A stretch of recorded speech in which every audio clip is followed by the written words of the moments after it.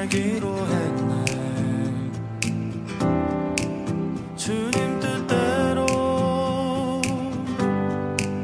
살기로 했네.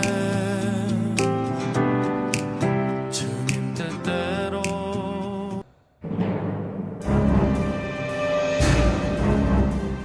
그날에 죄와 더러움을 씻는 셈이 다윗의 족속과 예루살렘 주민을 위하여 열리리라. 만군의 여호와가 말하노라.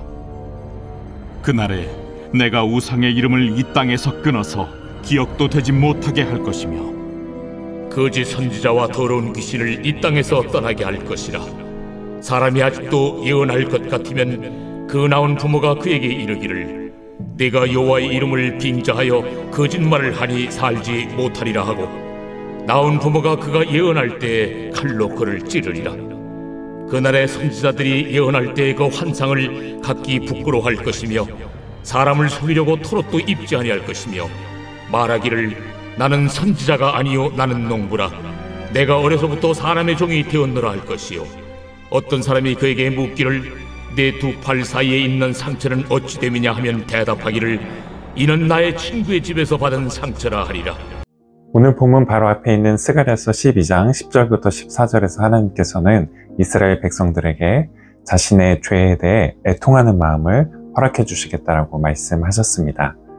이어서 오늘 본문에서는 그렇게 애통하는 이스라엘 백성들이 자신들의 죄와 더러움을 씻을 수 있는 샘을 열어주시겠다라고 말씀하고 계시는데요.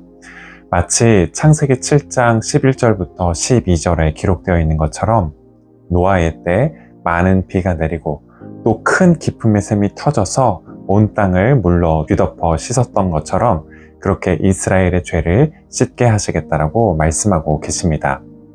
특별히 이 샘은 본문 2절부터 6절에서 거짓 선지자들의 죄로부터 예루살렘을 깨끗하게 씻게 될 것이었는데요. 오늘 본문 2절 말씀입니다. 만군의 여호와가 말하노라. 그날에 내가 우상의 이름을 이 땅에서 끊어서 기억도 되지 못하게 할 것이며 거짓 선지자와 더러운 귀신을 이 땅에서 떠나게 할 것이라. 이스라엘의 우상이 만연했던 이유 중 하나는 바로 거짓 선지자들의 존재 때문이었습니다. 이들은 하나님의 영이 아닌 더러운 귀신과 영을 따라 예언을 했던 이들이었는데요. 구체적으로 이들이 어떤 예언을 했는지 그 내용이 기록되어 있진 않지만 하나님께서는 그들이 여호와의 이름을 빙자해서 거짓말을 했다라는 점을 문제 삼으셨습니다. 즉 하나님께서 보거나 듣게 하지 않으셨던 것들, 하나님께서 말씀하지 않으셨던 것들을 하나님의 이름으로 선포했던 걸 문제 삼으셨죠. 그렇다면 하나님께서는 이들이 자신의 죄를 어떻게 담당하게 하셨을까요? 본문은 이에 대해 크게 두 가지를 말씀하고 있는데요. 하나님께서는 먼저 이들의 죄를 그 부모가 묻게 하셨습니다. 오늘 본문 3절 말씀입니다. 사람이 아직도 예언할 것 같으면 그 낳은 부모가 그에게 이르기를 내가 여호와의 이름을 빙자하여 거짓말을 하니 살지 못하리라 하고, 낳은 부모가 그가 예언할 때 칼로 그를 찌르리라. 부모와 자식은 혈연으로 묶여있는 가장 가까운 관계에 놓여 있습니다. 하지만 그 관계가 자녀의 죄나 부모의 죄를 일방적으로 두둔하는 관계가 될 수는 없었습니다. 부모와 자식 간이든 아니면 형제나 친구 간이든 거짓이 아닌 진실이 더 우선시 되어야 했고, 마땅히 지켜야 할 도리와 마땅히 행해야 할 바가 더 우선시 될 수 있어야 했죠. 같은 이유에서 모세는 신명기 21장에서 자녀의 죄를 부모가 덮지 말고 다음과 같이 그 죄를 다룰 것을 가르쳤는데요. 신명기 21장 18절부터 21절 말씀입니다. 사람에게 완악하고 패역한 아들이 있어 그의 아버지의 말이나 그의 어머니의 말을 순종하지 아니하고 부모가 징계하여도 순종하지 아니하거든 그의 부모가 그를 끌고 성문에 이르러 그 성읍 장로들에게 나아가서 그 성읍 장로들에게 말하기를 우리의 이 자식은 완악하고 패역하여 우리 말을 듣지 아니하고 방탕하며 술에 잠긴 자라 하면 그 성읍의 모든 사람들이 그를 돌로 쳐 죽일지니 이같이 내가 너희 중에서 악을 제하라. 그리하면 온 이스라엘이 듣고 두려워하리라. 자녀가 악을 행했을 때 부모는 그 악을 다른 사람들 몰래 덮고 모른 척하지 말아야 했습니다. 자녀를 훈계해야 했고 잘못에서 돌이키도록 해야 했죠. 뿐만 아니라 만약 자녀가 부모의 말을 듣고도 악을 행하는 데서 돌이키지 않으면 그 자녀의 죄를 성읍의 장로들에게 고해야 했습니다. 장로들의 판결에 따라 자녀가 자기 잘못에 대한 책임을 질 수 있도록 해야 했죠. 부모와 자식이라는 관계보다 하나님의 백성으로 거룩한 삶을 살아가고 또 계속 반복되는 악을 제거하는 것이 훨씬 더 중요한 일이었기 때문입니다. 다음으로 하나님께서는 거짓 선지자들의 정체가 탄로나게 하실 것이라고 말씀하셨는데요. 오늘 본문 4절부터 6절까지의 말씀입니다.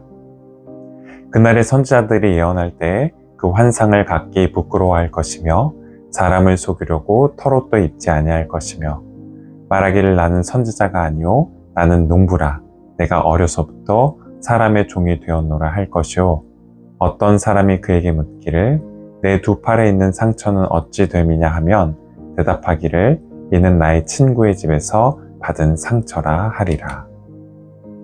거짓 선지자들은 마치 자신들이 참 선지자인 것처럼 행세했습니다. 본문 4절은 이들이 참 선지자인 것처럼 행세하려고 이제까지 털옷을 입고 있었다라고 밝히고 있는데요. 여기서의 털옷은 예를 들면 창세기 27장에서 야곱이 아버지 이삭을 속이고 형 에서의 장자권을 가로채기 위해 입었던 털 가죽과 같은 것을 말합니다. 형 에서는 털이 많았고 야곱은 그렇지 못했습니다.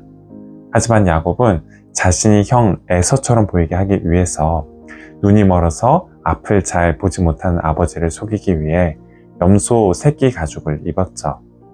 마찬가지로 거짓 선지자들 역시 털옷을 입고 마치 자신들이 진짜 선지자인 것처럼 속였습니다.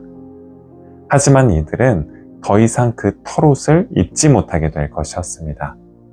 그들의 예언이 결국 다 빗나가고 그들이 이제까지 한 거짓말이 다 들통나서 더 이상 털옷이 아무 소용이 없게 될 것이었기 때문입니다. 그들 스스로가 자신의 하는 말이 이 앞뒤가 전혀 맞지 않고 아무 설득력과 호소력을 갖지 못한다는 것을 깨닫게 되면서 자기 자신을 부끄러워하게 될 것이기 때문이죠. 뿐만 아니라 이들은 사람들에게 계속해서 수긍을 받게 될 것이었는데요. 사람들이 여러 의혹을 제기하면서 그들이 정말 선지자가 맞는지를 물을 때 그들은 결국 자신이 농부로 젊어서부터 남의 집에서 머슴살이를 해온 머슴에 불과하다고 실토하게 될 것이었습니다. 그러면서 이들은 본문 6절에서처럼 두 팔 사이에 난 상처, 즉 두 팔 사이에는 이 상반신에 난 상처가 친한 친구 집에서 친구와 어울리다가 어쩌다 얻은 상처라고 또한 변명하게 될 것이었는데요. 그 상처는 앞서 살펴본 본문 3절에서 부모와 자기 성읍 사람들이 거짓말을 한 그를 처벌하고 징계했기 때문에 생긴 상처였죠. 그런데 이런저런 변명을 둘러대며 아무리 그 상처를 감추려고 해도 결국 거짓 선지자들은 자기의 상처를 완전히 감출 수 없게 될 것이었습니다.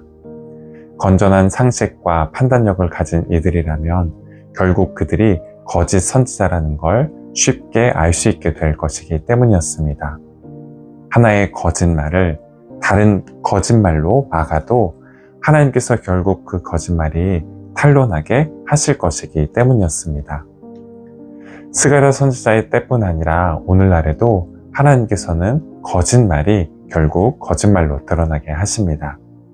신천지와 같은 이단에서 모략전도라고 불리는 거짓말 전도법으로 사람들을 속여서 유혹하든 아니면 2007년도에 개봉된 영화 밀양에서 주인공이 목사님이 예배 중 기도할 때 거짓말이야 거짓말이야 라는 노래를 틀었던 것처럼 그리스도인인 우리의 고백과 말에 거짓말이 담겨 있든 아니면 우리가 출세와 성공을 위한 도구로 혹은 자기 잘못을 감추고 다른 사람에게 책임을 떠넘기기 위한 수단으로 거짓말을 사용하고 있던 하나님께서는 결국 그 거짓말이 거짓말에 불과하다는 것을 드러내실 것입니다.